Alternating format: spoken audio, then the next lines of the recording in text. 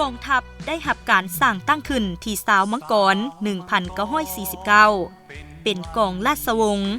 และมาเป็นกองทัพลาวอิสระจากนั้นได้เปลี่ยนชื่อมาเป็นกองทัพปลดปล่อยประชาชนลาวและเปลี่ยนชื่อมาเป็นกองทัพประชาชนลาวในปัจจุบันได้หับการสร้างตั้งขึ้นที่เขตพิมันลาวหุงเพียงสาเมืองเสียงคอแขวงหัวพันโดยแมนประธานไก่สอนพรหมวิหารผู้นำที่แสนเคารพหัก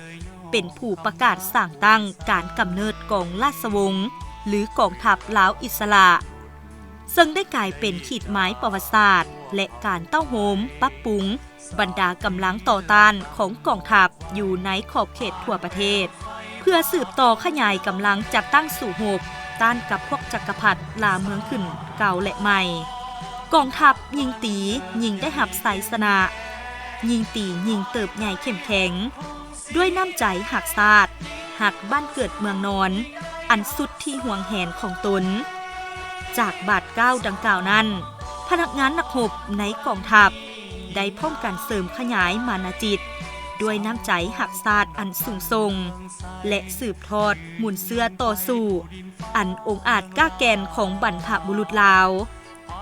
กองทัพได้ประเสริญหน้ากับศัตรูที่มีกำลังแข็งแกร่งทางด้านกำลังพลเศรษฐกิจอาวุธยุทโธปกรณ์เหนือกว่าหลายเท่าเนื่องในโอกาสวันสร้างตั้งกองทัพประชาชนลาวครบรอบ77 ปีชาวมังกร 1949 หาชาวมังกร 2026 สหายพันเอกอุดรพรหมไสยหัวหน้าห้องพลธิการกองพลทหารราบที่ 5 ได้ให้สัมภาษณ์ว่าข้าพเจ้ารู้สึกภาคภูมิใจเป็นอย่างยิ่ง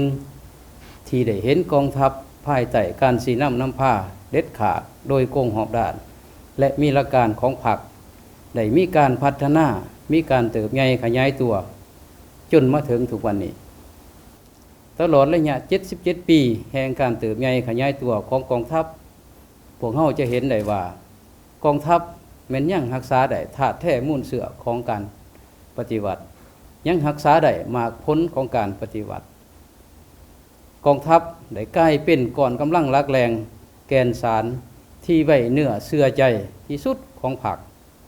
ไว้เนื้อเสื่อใจที่สุดของประชาชนบรรดาเผ่าแล้วก็สมแล้วกับคำเว้าที่บอกว่ากองทัพเปรียบเสมือนหัวของศาสตร์เพราะฉะนั้นในโอกาสที่เต็มไปด้วยความหมายความสำคัญนี้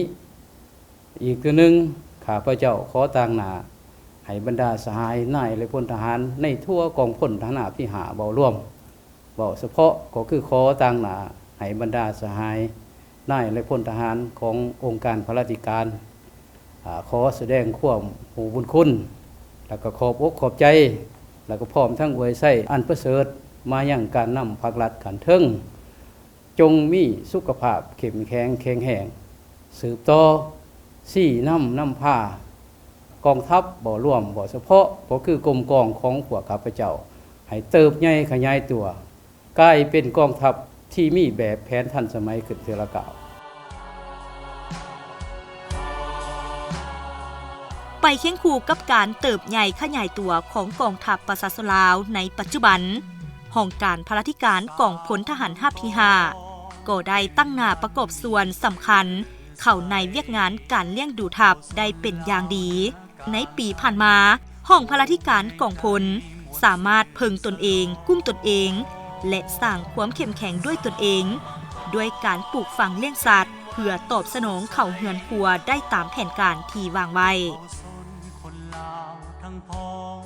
ส่งเสยน้องคำนาอวยใส